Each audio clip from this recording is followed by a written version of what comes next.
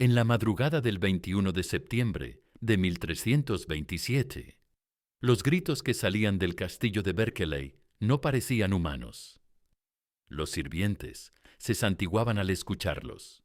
Algunos huyeron de sus puestos. Otros se escondieron en las cocinas tapándose los oídos. El sonido atravesaba la piedra como si las propias murallas gritaran. No era llanto, no era súplica, era el aullido de un animal herido que sabía que iba a morir. En una celda húmeda del sótano, un hombre de 43 años se retorcía sobre un jergón podrido. Ya no era rey, ya no era esposo, ya no era padre. Solo quedaba carne que sufría. Sus manos, que una vez sostuvieron el cetro de Inglaterra, ahora arañaban la piedra mientras el hierro al rojo vivo le quemaba las entrañas. Los verdugos trabajaban en silencio, siguiendo órdenes precisas, que muriera, pero que el cuerpo no mostrara señales de violencia. Dicen que el cuerpo no miente, y el de Eduardo II contaba una historia que Inglaterra quería olvidar. Su piel estaba amarillenta por meses de prisión, sus ojos hundidos por el hambre, su espalda curvada por la humillación. Pero era su voz la que delataba la verdad. El rey había muerto mucho antes que su cuerpo. Había muerto cuando su esposa lo traicionó, cuando su hijo se volvió en su contra, cuando entendió que amar demasiado en un mundo de hierro era una sentencia de muerte. Para entender cómo llegó hasta ahí, hay que volver a una época en la que nacer rey no significaba ser libre, sino convertirse en prisionero de expectativas imposibles. Eduardo nació el 25 de abril de 1184 en Caernarfon, hijo de Eduardo I Longshanks, el martillo de los escoceses, el hombre que forjó Inglaterra con sangre y fuego. Desde el primer día, el niño fue destinado a ser la continuación de una leyenda, pero los dioses tenían otros planes. Eduardo creció en una corte donde la fuerza era virtud y la sensibilidad, pecado. Mientras su padre conquistaba Escocia, el príncipe aprendía latín, música y poesía. Cuando otros niños nobles jugaban con espadas de madera, él prefería los libros. Sus tutores lo describían como inteligente, curioso, profundamente empático, también como diferente.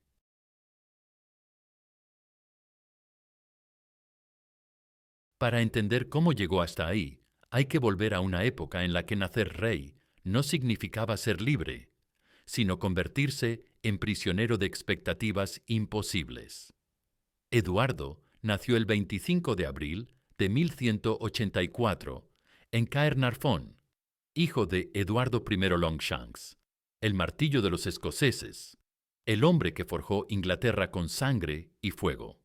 Desde el primer día, el niño fue destinado a ser la continuación de una leyenda, pero los dioses tenían otros planes. Eduardo creció en una corte donde la fuerza era virtud y la sensibilidad, pecado. Mientras su padre conquistaba Escocia, el príncipe aprendía latín, música y poesía.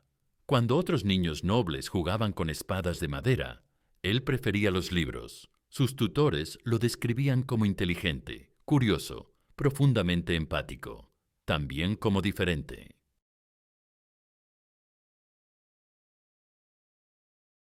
Los varones no toleraron mucho tiempo la situación. Thomas de Lancaster, primo del rey, y el hombre más poderoso del reino después de él, organizó una coalición. En 1311, obligaron a Eduardo a firmar las ordenanzas, un documento que limitaba drásticamente su poder, y sobre todo exigía el exilio de Gaveston. Eduardo obedeció. Por un tiempo, envió a Piers a Irlanda como lugarteniente, un exilio dorado, pero exilio al fin. Los meses que siguieron fueron los más oscuros de su vida. Sin su favorito, el rey se volvió apático, melancólico, incapaz de gobernar. Isabel intentó consolarlo, pero él la rechazaba. Necesitaba a Gaveston como otros necesitan respirar. En 1312, La obsesión venció a la prudencia. Eduardo trajo de vuelta a Pierce en secreto. Cuando los varones se enteraron, la guerra civil estalló. No fue una guerra de ejércitos, sino de voluntades. Lancaster y sus aliados capturaron a Gaveston en el castillo de Scarborough, después de un asedio breve pero brutal. Lo que siguió fue una lección de poder medieval en su forma más cruda. Los varones no organizaron un juicio, no buscaron clemencia. El 19 de junio de 1312, en Blacklow Hill, simplemente lo decapitaron. Enviaron la cabeza al rey. Eduardo recibió la noticia en silencio. No gritó, no lloró, no maldijo. Se encerró en sus aposentos durante 3 días. Cuando salió, algo había muerto dentro de él. El hombre que había amado demasiado ya no sabía cómo amar. Sin Gaveston, Eduardo se convirtió en un rey fantasma. Delegaba el gobierno en otros, firmaba documentos sin leerlos, asistía a ceremonias como un autómata. Isabel, ahora madre de varios hijos, intentaba llenar el vacío, pero su marido parecía mirarla desde otro mundo.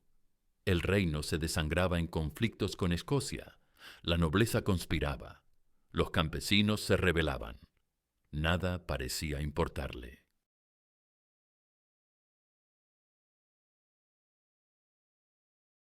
Hasta que llegó Hugh Despenser el joven.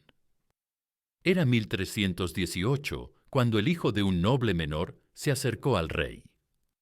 Hugh tenía la astucia de una serpiente y la ambición de un demonio.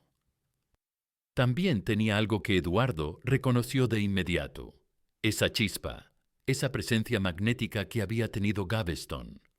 Hugh era diferente, más calculador, más peligroso, pero llenaba el hueco que la muerte había dejado en el corazón del rey. La historia se repitió, pero esta vez con más violencia. Eduardo colmó a Hugh de favores, títulos, poder. Le dio el control virtual del reino. Los Despenser, padre e hijo, se convirtieron en una máquina de acumular riquezas y enemigos. Confiscaban tierras, manipulaban la justicia, vendían cargos públicos al mejor postor. Los varones, liderados otra vez por Lancaster, se rebelaron. Pero esta vez Eduardo no cedió. En 1321, cuando le exigieron el exilio de Hugh, el rey se negó. «Prefiero perder el reino que perder a Hugh», dijo, y estuvo a punto de cumplir su palabra. La guerra civil que siguió fue brutal. Eduardo, transformado por la desesperación en un guerrero feroz, aplastó a los rebeldes en la batalla de Boroughbridge en 1322. Lancaster fue capturado y ejecutado sin ceremonia. Sus cabezas decoraron las murallas de York como advertencia. Por un momento, parecía que Eduardo había triunfado. Hugh Despenser era todopoderoso. Los varones estaban silenciados. El reino aparentemente pacificado.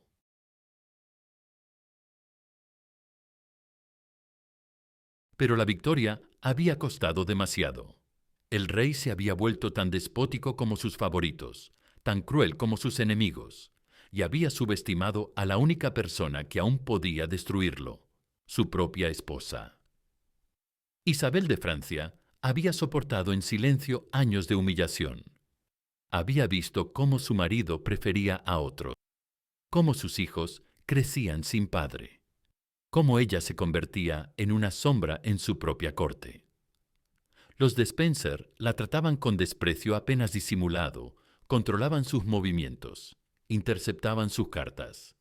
En 1325, Isabel pidió permiso para viajar a Francia a negociar un tratado con su hermano, el rey Carlos IV. Eduardo, confiado en su poder, accedió.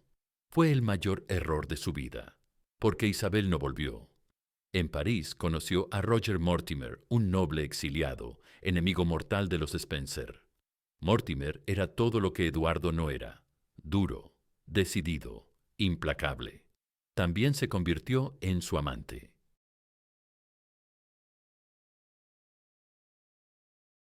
Durante meses, Isabel y Mortimer organizaron una invasión.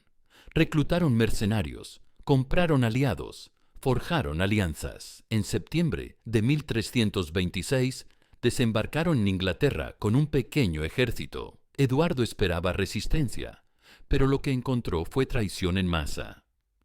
Los nobles se pasaron al bando de Isabel. Los soldados desertaron. Las ciudades abrieron sus puertas. El reino se desintegró en semanas. Eduardo, Hugh y los de Spencer huyeron hacia el oeste, perseguidos como criminales. En noviembre de 1326 fueron capturados en el castillo de Neath, en Gales.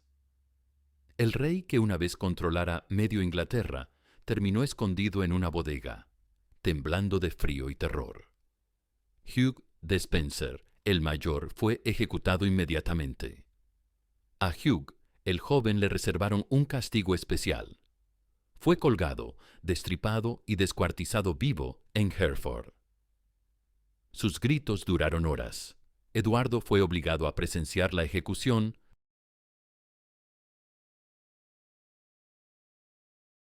Después vino el juicio, o mejor dicho, la farsa. El Parlamento, controlado por Isabel y Mortimer, acusó a Eduardo de incompetencia, tiranía, sodomía. Los cargos importaban menos que el resultado. El rey debía abdicar en favor de su hijo de 14 años, Eduardo III. El 20 de enero de 1327, en el castillo de Kenilworth, Eduardo II firmó su propia sentencia de muerte política. Ya no era rey, ya no era nada. Solo un hombre roto, que había amado demasiado en un mundo que no perdonaba la diferencia. Pero abdicación no fue suficiente para Isabel y Mortimer. Eduardo vivo seguía siendo un peligro, un símbolo en torno al cual sus partidarios podían reagruparse. También era un testigo incómodo de la usurpación. Tenía que morir, pero su muerte no podía parecer un asesinato. Lo trasladaron al castillo de Berkeley, en Gloucestershire, bajo la custodia de Thomas Berkeley y John Maltravers, hombres de confianza de Mortimer. Las órdenes eran claras: tratarlo con toda la crueldad posible, pero mantenerlo vivo hasta nueva orden. Los meses siguientes fueron una lenta tortura. Eduardo fue alojado en una celda sobre las cloacas del castillo, donde los vapores tóxicos y el hedor eran insoportables. Le daban comida podrida, agua sucia, ropa raída. Lo obligaban a caminar encadenado por el patio mientras los guardias se burlaban. Una vez le pusieron una corona de heno, gritando: «¡Salve, rey Eduardo!». Su cuerpo se deterioraba día a día. Perdió peso hasta convertirse en un esqueleto. Su piel se volvió amarillenta, su cabello se llenó de canas. Pero su espíritu resistía, seguía afirmándose como Eduardo, por la gracia de Dios, rey de Inglaterra. Se negaba a renunciar a su dignidad, aunque hubiera perdido todo lo demás.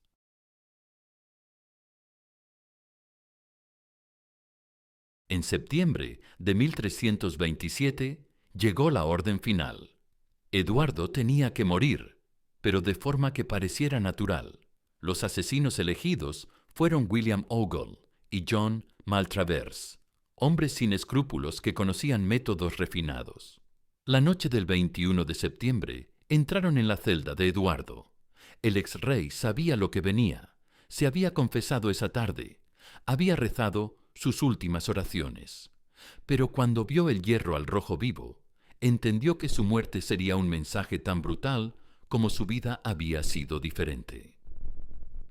Le metieron un cuerno en la boca para ahogar los gritos, lo sujetaron boca abajo y le introdujeron el hierro incandescente por el ano. El metal atravesó sus entrañas, quemando todo a su paso. Eduardo se retorció durante horas, agonizando en una forma de tortura diseñada específicamente para hombres acusados de sodomía.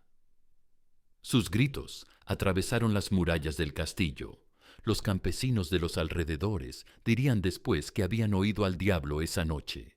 Nadie se atrevió a acercarse hasta el amanecer.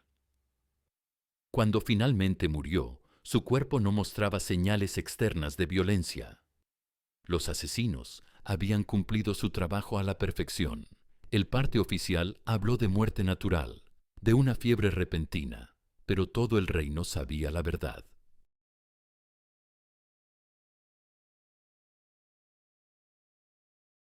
El funeral de Eduardo II fue una obra maestra de hipocresía. Isabel asistió vestida de luto, llorando lágrimas que podrían haber sido reales o fingidas. Se organizó una procesión solemne, se dijeron misas, se pronunciaron elogios fúnebres. El hombre, al que habían torturado hasta la muerte, fue enterrado con todos los honores debidos a un rey. Pero la venganza de Eduardo llegó desde la tumba. En 1330, el joven Eduardo III, ya mayor de edad, organizó un golpe de estado contra Mortimer. Lo capturó en el castillo de Nottingham y lo ejecutó por traición. Su madre Isabel fue enviada a un convento, donde pasó el resto de su vida recordando que había matado al padre de sus hijos. Los verdugos de Eduardo tampoco tuvieron un final feliz. William Ogle murió en circunstancias misteriosas pocos meses después del asesinato. John Maltravers huyó de Inglaterra y murió en el exilio. Thomas Berkeley fue juzgado por asesinato, aunque logró escapar de la condena alegando que había estado ausente del castillo esa noche. Siglos después, la tumba de Eduardo II en la Catedral de Gloucester se convirtió en lugar de peregrinación. No por sus virtudes como rey, sino por su humanidad como víctima. Su historia siguió siendo contada, no como la de un monarca débil, sino como la de un hombre que se atrevió a amar en un mundo que castigaba la diferencia con la muerte. Esta es la historia de Eduardo de Caernarfon, segundo de su nombre, rey de Inglaterra durante 20 años, que murió gritando en una celda porque su corazón no latía al ritmo que su época exigía. No fue un gran rey, fue algo más raro y más valioso. Fue un ser humano que se negó a fingir, que prefirió la autenticidad a la supervivencia, que eligió el amor, aunque el amor lo matara. Su muerte no fue solo el final de una vida, fue el símbolo de una Inglaterra que aún no estaba lista para aceptar que sus reyes pudieran ser diferentes. Que prefirió el hierro al rojo vivo antes que la compasión, la ortodoxia antes que la humanidad. Así mueren los imperios cuando olvidan que gobernar significa proteger a los más vulnerables, no torturarlos hasta la muerte. Así mueren las sociedades cuando confunden la diferencia con el peligro, cuando castigan el amor que no entienden. Y aún hoy, en cada rincón del mundo, donde alguien es perseguido por amar diferente, donde alguien muere por no encajar en los moldes que otros han construido, el grito de Eduardo II sigue resonando, porque hay tragedias que no mueren con sus víctimas, siguen sangrando en la memoria, recordándonos que la crueldad humana no tiene límites, pero también que el amor verdadero, aunque cueste la vida, es lo único que hace que valga la pena vivirla.